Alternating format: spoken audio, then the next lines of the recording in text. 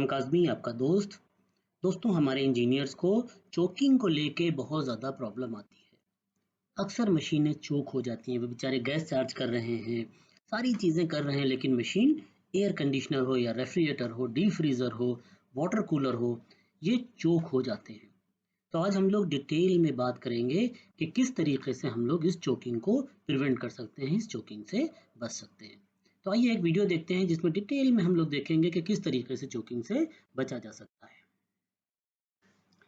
तो आइए पहले दोस्तों हम लोग देखते हैं कि एक नॉर्मल सिस्टम हमारा रेफ्रिजरेटर एयर कंडीशनिंग का किस तरीके से फंक्शन करता है। जैसे ही हम कंप्रेसर स्टार्ट करते हैं, इसके अंदर जो रेफ्रिजरेंट होता है, कंप्रेसर उसको सक्शन की तरफ से खींच के कंप्रेस करके और डिस्चार्ज में कंडेंसर की तरफ आगे बढ़ा देता है। कंप्रेशन की वजह से जो वो गर्मी छुपा के अंदर अपने लाया होता है सक्शन से, इवेपरेटर कूलिंग कॉइल से, वो गर्मी जो है वो कंडेंसर में बाहर निकलने लगती है। जैसे जैसे गर्मी निकलती है, ये रेफ्रिजरेंट जो इसके अंदर चार्ज होता है, ये कन्वर्ट हो जाता है लिक्विड में। ये लिक्विड ड्रायर से क्लीन होता है। ड्रायर के अंदर दो चीज़ें हो सकती हैं, एक जाली हो सकती है और एक सिलिका जेल हो सकता है। यहाँ से ये क्लीन होके कैपिलरी से कंट्रोल होके जब ये महीन पाइप मोटे पाइप में खुलता है तो ये लिक्विड की शक्ल में होता है। ये लिक्विड यहाँ पे इवेपरेट होने लगता है और जब ये इवेपरेट होता है, क्योंकि माइनस में उबलने वाला लिक्विड है, तो ये कन्वर्ट होने लगता है गैस में। और जैसे जैसे ये गैस में कन्वर्ट होता है, जैसे जैसे ये गैस में कन्वर्ट होता है, ये गर्मी अपने अंदर खींचता है और कंप्लीटली गैस में कन्वर्ट होकर ये वापस अपने कंप्रेसर के पास पहुंच जाता है। तो आपको बैक प्रेशर कम दिखेगा। अगर हाइड्रोकार्बन चार्ज है तो वैक्यूम में दिखेगा। 134 ए चार्ज है तो 5 से 10 psi के बीच में दिखेगा। हाइड्रोकार्बन ब्लेंड चार्ज है तो 5 to 10 psi के बीच में दिखेगा आपको। इसी तरह से अगर एयर कंडीशनर है तो यहाँ पे 50, 55, 60 दिखेगा। आर 22 की कंडीशन में 410 या 32 अगर चार्ज है तो बैक प्रेशर आपको 110, 120, 130 psi के आसपास मिलेगा। ये बैक प्रेशर टेम्परेचर से चेंज होता रहता है। यही हेड प्रेशर का भी है, जो कंडेंसर के एंड पे हम देख रहे हैं, ये भी हमारे टेम्परेचर के हिसाब से चेंज होता रहता है। तो ये हिस्सा आपको गर्म मिलेगा, ये हिस्सा आपको ठंडा मिलेगा। यहाँ पे देखेंगे तो पहले कॉइल से आखिरी कॉइल में 3-4 डिग्री से ज़्यादा का डिफरेंस नहीं होगा। इधर भी टॉप कॉइल से बॉटम कॉइल में 3-4 डिग्री से ज़्यादा का डिफरेंस नहीं होगा। और नॉर्मली टेम्परेचर आपको यहाँ पे टॉप पे अगर देखेंगे और रेफ्रिजरेटर है तो 52-54 डिग्री के आसपास मिलेगा और एयर कंडीशनर है तो 60-62 डिग्री के आसपास मिलेगा। अब इसमें एक प्रॉब्लम आती है चोकिंग की, जिसकी हम लोग बात कर रहे थे। तो आइए हम लोग एक एक करके चोकिंग का चेक करते हैं कि किस तरीके से चोकिंग की प्रॉब्लम को हम यहाँ पे देखेंगे और क्यों आती है। तो पहले तो देखते हैं कि चोकिंग में होता क्या है। ये एक सिस्टम चोक हो रहा है, डेड चोक है ये सिस्टम।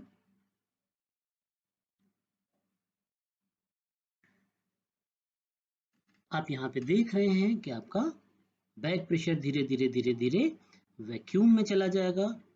हेड प्रेशर भी जो नॉर्मल हेड प्रेशर होता है उससे 60% दिखेगा आपको और यहाँ पे डेड चोक हो जाएगी मशीन। मशीन चलेगी, एम्पेयर बढ़ेंगे, फिर धीरे धीरे एम्पेयर खत्म हो जाएंगे। हल्की सी डिस्चार्ज लाइन गर्म होगी, गर्म होने के बाद फिर ये नॉर्मल हो जाएगी और मशीन कंप्रेसर बिल्कुल खामोश चलता रहेगा क्योंकि वैक्यूम में चल रहा है। अक्सर ये चोकिंग जो है वो स्लज की वजह से होती है। कंप्रेसर कभी ओवरहीट होता है तो कंप्रेसर के अंदर वैक्स होता है। ये वैक्स धीरे धीरे धीरे धीरे ट्रेवल करके अगर ड्रायर में और कैपिलरी में इकट्ठा होता है तो ये चोकिंग का वजह बनती है। वैक्स बहुत ज़्यादा पैदा होने लगता है, बहुत ज़्यादा एक्सट्रैक्ट होने लगता है, ऑयल से अलग होने लगता है अगर हमने इसके अंदर हमने एंटी मॉइस्चर डाल दिया है। तो दोस्तों, अगर हमने इसके अंदर एंटी मॉइस्चर डाला है तो एंटी मॉइस्चर इस सिस्टम की जान ले लेता है। क्यों एंटी मॉइस्चर डालते हैं? क्योंकि अक्सर लोग इस कंप्रेसर से फ्लशिंग कर रहे हैं, जो कि बिल्कुल भी नहीं करना चाहिए। इस कंप्रेसर से अगर फ्लशिंग करेंगे तो इसमें मॉइस्चर आ जाएगा। मॉइस्चर आ जाएगा तो ये कैपिलरी को ज़रूर चोक करेगा। और एंटी मॉइस्चर डालेंगे तो इस ऑयल का वैक्स अलग हो जाएगा। और भी बहुत जगहों से चीज़ें जो हैं वो, जैसे ये एंटी मॉइस्चर जो है वो प्लास्टिक को मेल्ट करता है, जो वायर अंदर होते हैं उनके ऊपर जो इंसुलेशन होता है उनको वीक कर देता है, मेल्ट कर देता है इंसुलेशन को, तागे को ख़राब करता है, तो बहुत सी खराबियां पैदा करता है। तो बिल्कुल यकीन रखिए कि आप एंटी मॉइस्चर डालेंगे तो प्रॉब्लम ज़रूर होने वाली है। इसी तरीके से दूसरा हम एक सिस्टम देखते हैं जो पार्शियली चोक है, जिसमें कैपिलरी थोड़ी सी चोक हो गई है। आइए देखते हैं क्या एक्टिविटीज होती है इसमें। ये हमारा एक नॉर्मल रनिंग सिस्टम था और ये कैपिलरी पार्शियल मतलब थोड़ी कैपिलरी चोक होगी, 10%, 20%, 30%।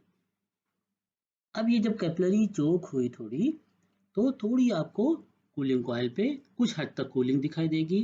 कंडेंसर में ऊपर का हिस्सा बहुत ज़्यादा गर्म होगा, टॉप की 2 लाइनें 3 लाइनें बहुत ज़्यादा गर्म होंगी, वो गर्मी एकदम से नीचे ख़त्म हो जाएगी। हम लोग क्या बात कर रहे थे कि ऊपर से नीचे में 3-4 डिग्री का ही डिफरेंस होना चाहिए, लेकिन पार्शियल चोकिंग के चलते यहाँ पे ऊपर बहुत गर्म हो जाएगा और नीचे गर्मी जो है वो एकदम कम होने वाली है। जब ये गर्मी कम होगी तो फिर आपको हाथ से टच करेंगे तो महसूस होगा, ये मशीन पार्शियल चोक हो जाएगी, वैक्यूम में चला जाएगा कंप्रेसर, हमारा जो बैक प्रेशर है, हेड प्रेशर भी ड्रॉप डाउन हो जाएगा और कम कूलिंग है। क्यों होती है पार्शियल चोकिंग? जब भी हम सिस्टम को प्रॉपर क्लीन नहीं करते हैं तो पार्शियल चोकिंग होती है। कैपिलरी हम प्रॉपर कट नहीं करते हैं तो पार्शियल चोकिंग होती है। हर बार ड्रायर चेंज करना चाहिए। जब भी आप सिस्टम को रिपेयर कर रहे हैं तो ड्रायर को तो चेंज ही करना चाहिए। अगर आपने चेंज नहीं किया है, अगर फिर इसमें एंटी मॉइस्चर किसी ने डाल दिया है, तो क्या होता है, पाइपलाइन में पानी की वजह से जंग लग जाता है। एंटी मॉइस्चर करता क्या है, पानी को यहाँ जमने नहीं देता, लेकिन पानी रहेगा सिस्टम में और ये हमारे मेटल के पाइप हैं या एल्युमिनियम के भी हैं, तब भी उनको नुकसान पहुंचाता है पानी, क्योंकि पानी जो है वो दुनिया का सबसे स्ट्रॉन्ग सॉल्युबल है, पत्थर को भी गला देता है, लोहे को भी गला देता है। तो अंदर इसमें जंग लगने लगता है और वो जंग इकट्ठा होकर फिर यहाँ पे आके चोक होता है। कैपिलरी दब गई है, प्रॉपर कटी नहीं, प्रॉपर कैपिलरी को हमेशा कैपिलरी कटर से ही काटना चाहिए, या आपके पास रेती होती है, हल्का सा कट लगा के और प्लायर से उसको ब्रेक कर लीजिए। तो ये पार्शियल चोकिंग में एम्पियर भी डाउन होंगे, बैक प्रेशर डाउन होगा, कंडेंसर ऊपर ज़्यादा गर्म होगा और नीचे कम गर्म होगा, तो मशीन आपकी पार्शियल चोक हो रही है। नेक्स्ट हम लोग देखते हैं, अगर मशीन में एक्सेस ऑयल है, अगर एक्सेस ऑयल है तो एक नॉर्मल वर्किंग मशीन थी, बढ़िया सी आइस फॉर्मेशन हो रहा था। एक्सेस ऑयल कैसे आता है? इसमें भी हम अगर कंप्रेसर से फ्लशिंग कर देते हैं, अगर कंप्रेसर ओवरहीट हो रहा है, फ्लशिंग करने के बाद अगर हम कंप्रेसर में, क्योंकि मॉइस्चर तो आ ही जाएगा, कंप्रेसर का काम है कंप्रेस करना, मॉइस्चर तो इसमें आने ही वाला है, फिर क्या होगा कि धीरे धीरे धीरे धीरे इसका ऑयल जो है वो गर्म होकर पतला होगा, एंटी मॉइस्चर भी ऑयल को पतला कर देता है और वो ऑयल जो है वो धीरे धीरे करके और फ्रीजर तक पहुंच जाएगा। बहुत कम मशीनों में, मेरे ख्याल से 1% मशीनों में ये ऑयल की प्रॉब्लम होती है, और हम बेवजह में 100% मशीनों को फ्लशिंग कर देते हैं कंप्रेसर से कि ऑयल निकालना है।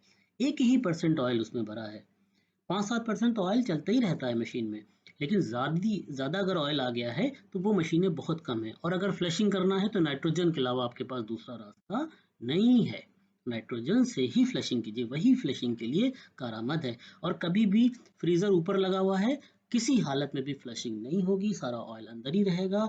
जो आपके हाथ पे थोड़ा सा ऑयल सक्शन लाइन से निकल आता है वो सिर्फ दिल का बहलावा है दोस्तों, पूरा ऑयल इसमें भरा हुआ कैसे निकाल सकते हैं आप हवा से इसको बाहर? एक पानी की बोतल लीजिए, उसे फूकना शुरू कीजिए, हवा डालना शुरू करिए, पानी बाहर आएगा नहीं। तो इसके लिए हम लोग इसमें एक लिक्विड डालते हैं जिसको मिथाइल डाइक्लोराइड कहते हैं, एमडीसी होता है, उससे ही ये क्लीन होता है, पेट्रोल या और चीज़ों से क्लीन नहीं होता है। बाहर निकालिए तब इसको क्लीन कीजिए।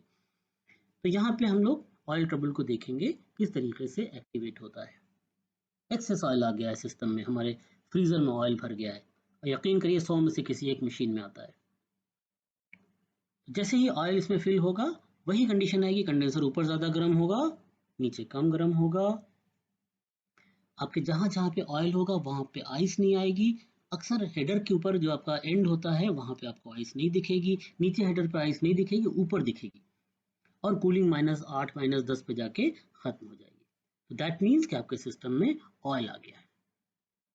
थोड़ी सी केयर कीजिए, हमें compressor, condenser, cooling coil, capillary सबका ध्यान रखना है, क्योंकि सिस्टम को बहुत लंबे अरसे तक चलाना है और प्रॉफिट भी तो कमाना है। बार बार ये अगर ऑयल चोक और मॉइस्चर चोक और पार्शियल चोक, डेड चोक होगी तो कितना प्रॉफिट मेरा चला जाने वाला है। इसी तरह से अगर सिस्टम में मॉइस्चर आ गया है तो क्या होने वाला है? देखिए मॉइस्चर आता क्यों, इसका ध्यान दीजिएगा।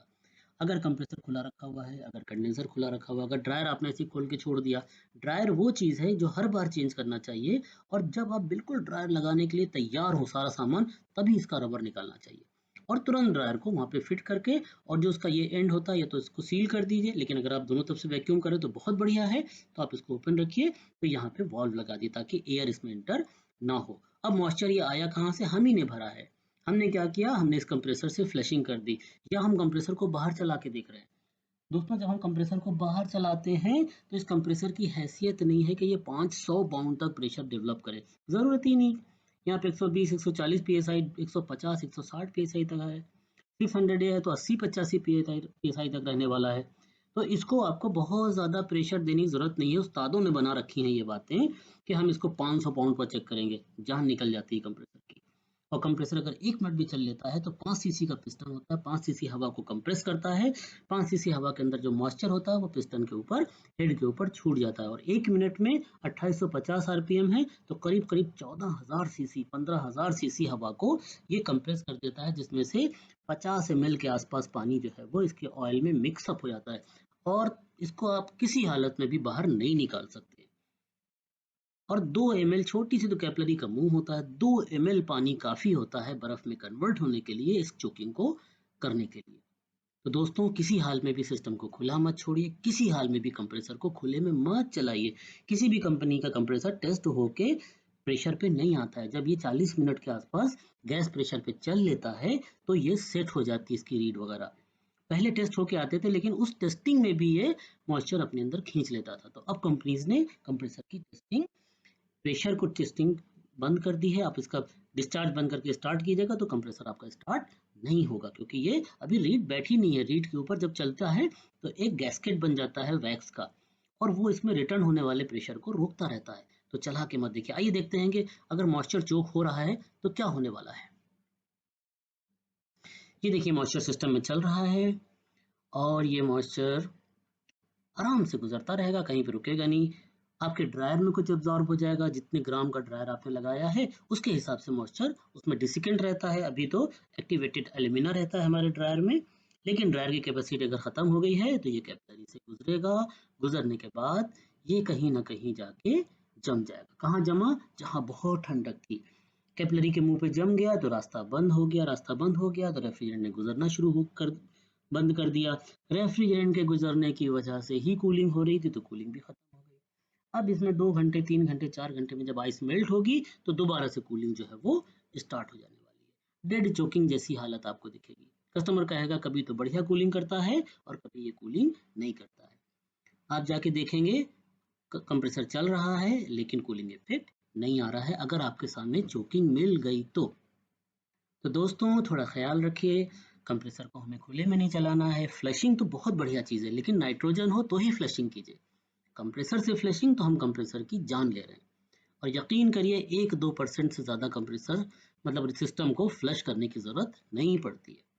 तो दोस्तों मज़े से काम कीजिए, बढ़िया काम कीजिए और खूब पैसा कमाइए। कस्टमर को भी खुश रखिए, कस्टमर खुश रहेगा तो आपको ज़्यादा पैसा देगा। बढ़िया काम करिएगा, फेल्यूर नहीं होगा, आपके अकाउंट में पैसा ज़्यादा आएगा। Thank you very much.